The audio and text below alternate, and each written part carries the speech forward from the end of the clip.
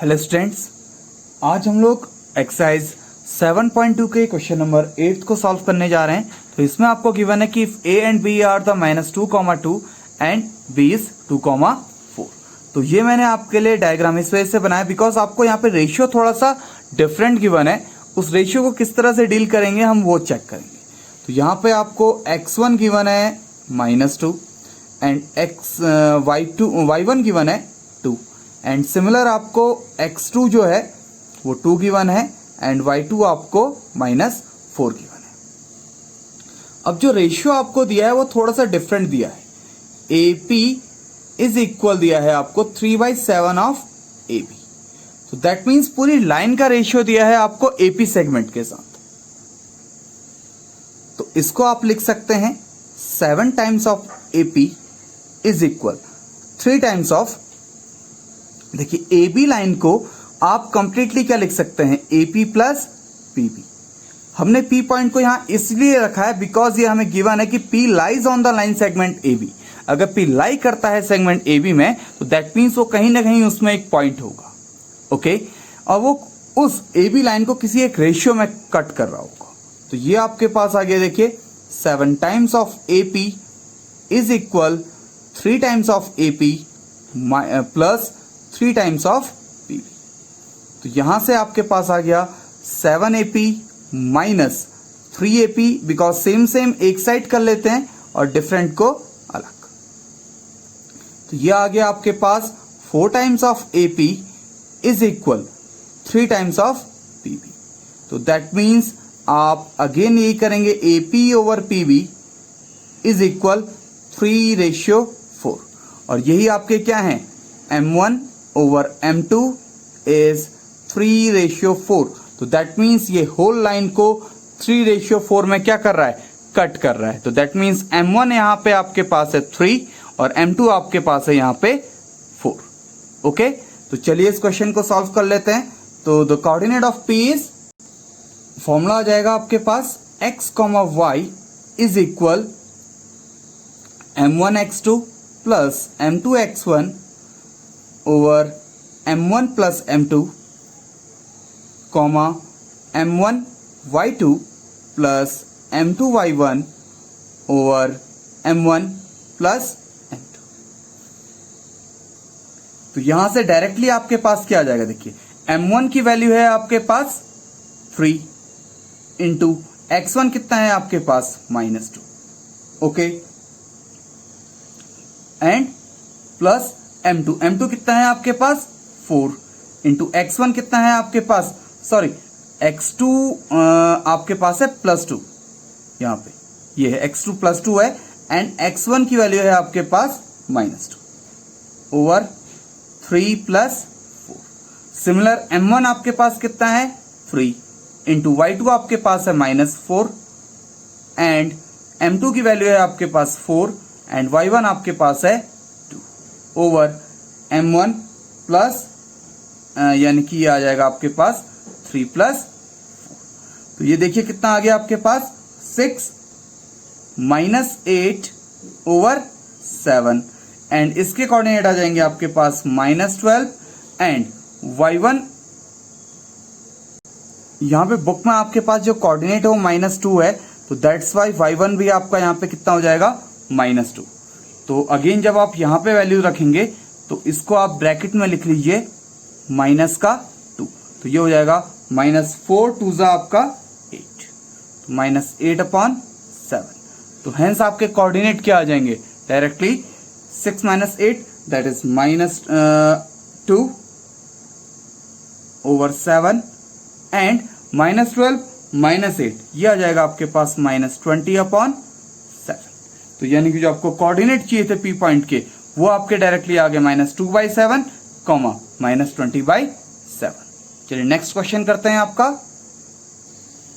ये आपका question number 9 है। तो ये सिमिलर आपके क्वेश्चन नंबर 2 की तरह है।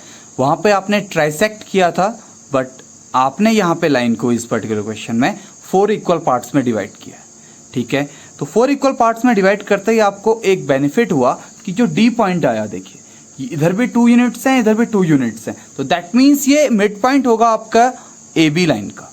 तो since D is mid point of line A B, तो दैट मीन्स कोऑर्डिनेट क्या आ जाएंगे आपके इसके पास, कोऑर्डिनेट ऑफ डी। तो डायरेक्टली आप क्या कीजिए, ऐड कर लीजिए -2 + 2 अपॉन 2, 2 + 8 अपॉन 2। तो यहां से डायरेक्टली आपके पास क्या आ जाएगा, देखिए that is 0/2, 10/2 and this one become 0,5। तो दैट मीन्स इस पॉइंट के कोऑर्डिनेट आ गए आपके पास 0,5। अब देखिए जैसे ही आपके पास पॉइंट डी निकला तो एडी का मिड पॉइंट आपका क्या बन जाएगा, C. Since C is mid point of AD, because हर एक पार्ट को आप 1 1 1 1 अगर एज्यूम करते हैं तो देखिए इधर भी 1 पार्ट है, इधर भी 1 पार्ट है, तो इक्वल 1 पार्ट्स हैं, दैट्स वाई ये इसका क्या हो जाएगा, अगेन मिड पॉइंट। तो कोऑर्डिनेट ऑफ पॉइंट सी कितने आ जाएंगे, ऑफ सी। तो अगेन आपको एड एंड सब्ट्रैक्ट करना है, प्लस 2 + 5/2, तो -2/2, 7/2। तो इसको आप डायरेक्टली लिख लीजिए -1,7/2। तो इसके कोऑर्डिनेट आ जाएंगे आपके पास -1,7/2।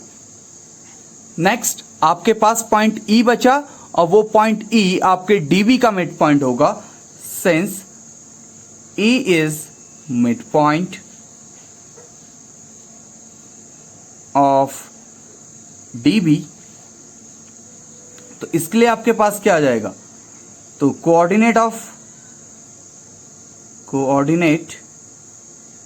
ऑफ ई इज 0 + 2/2,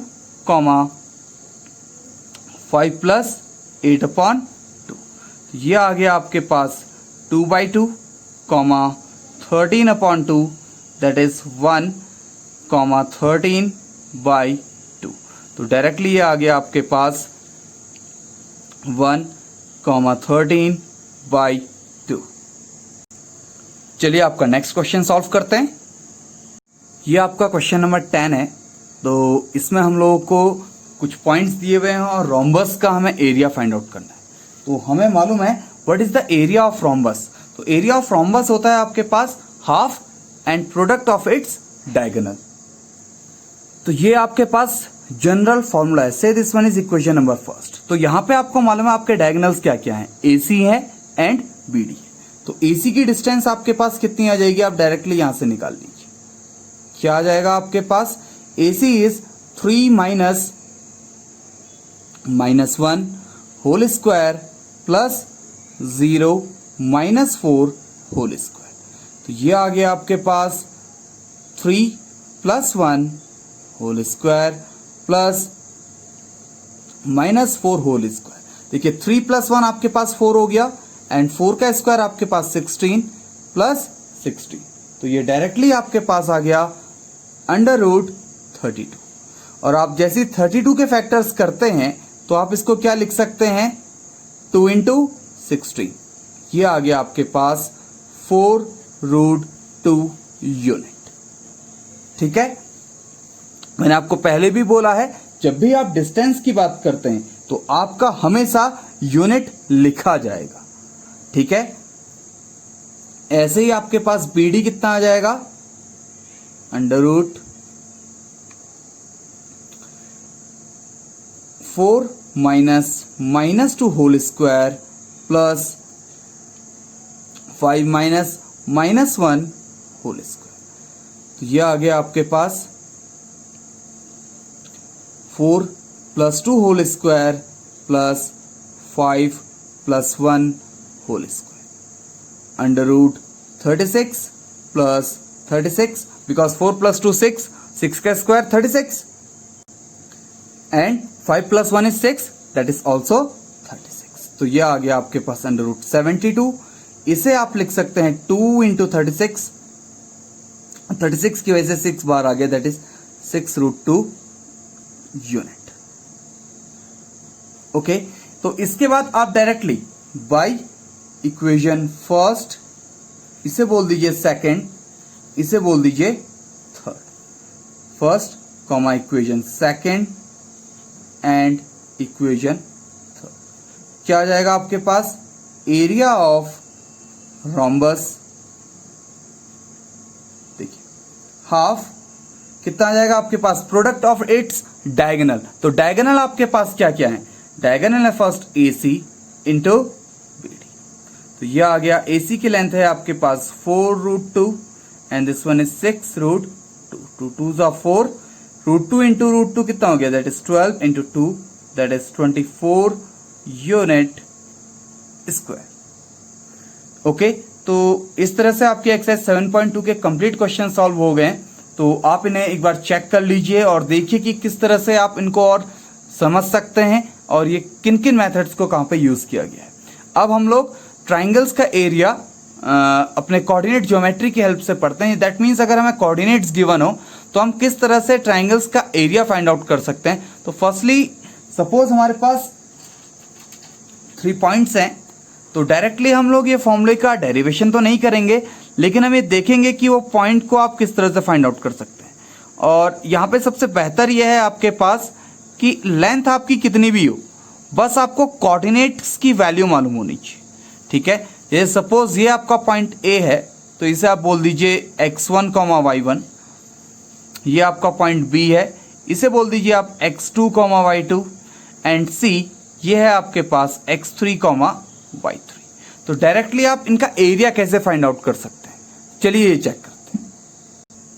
तो यहां से आपका directly area of triangle ABC equal क्या आ जाएगा? This one is half of, firstly आपका आएगा x1 और आप यहां पे लिख देंगे y2 minus y3 plus x2 y3 minus y1 and finally आपके पास आ जाएगा x3 और इसको आप लिख लेंगे y1 माइनस y2। तो ये आपका कंप्लीट मेन फॉर्मूला है। तो इसकी हेल्प से नेक्स्ट एक्सरसाइज जो आपकी 7.3 है वो डायरेक्टली सॉल्व हो जाएगी। दैट मीन्स वहां पे हमें एरियाज फाइंड आउट करने होंगे और हमें गिवन कोऑर्डिनेट्स होंगे, या फिर हमें ये दिया होगा कि पॉइंट्स कोलिनियर हैं। तो जब भी पॉइंट्स कोलिनियर होते हैं तो आप हमेशा याद रखिए कि आपका ट्राइंगल का एरिया 0 हो जाता है, बिकॉज एक लाइन कभी भी ट्राइंगल फॉर्म नहीं कर सकती। दैट्स वाई उसका एरिया क्या हो जाएगा आपके पास? 0। तो इसमें आपका एक मेन पॉइंट आ जाएगा क्या? एफ या डायरेक्ट आप लिखिए फॉर कोलिनियर पॉइंट्स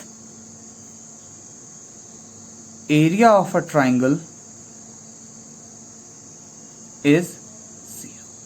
तो ये स्टेटमेंट को हम लोग अपने क्वेश्चंस में यूज करेंगे। आपका एक्सरसाइज 7.2 का सेकंड क्वेश्चन जो है हम लोग इसी बेसिस पे करेंगे। वहां पे हम एरिया 0 कर लेंगे, बिकॉज आप एक की लाइन देखिए, तो सपोज कोलिनियर पॉइंट्स का मतलब होता है all those points which lie on the same line, यानी कि वो सारे पॉइंट्स का कलेक्शन जो किसी एक लाइन में एग्जिस्ट करते हैं, लाई करते हैं। तो अब ये लाइन है, अब इसका ये कभी ट्राइंगल तो फॉर्म कर नहीं सकता। पॉइंट्स इसके पास 3 हैं, बट ये कभी भी ट्राइंगल फॉर्म नहीं कर सकता। दैट्स वाई इसका एरिया कितना हो जाएगा आपके पास? 0। तो इसका हम यूज करेंगे नेक्स्ट आपके जो एक्सरसाइज है। Thanks for watching this video. Please like, share and subscribe. Thank you.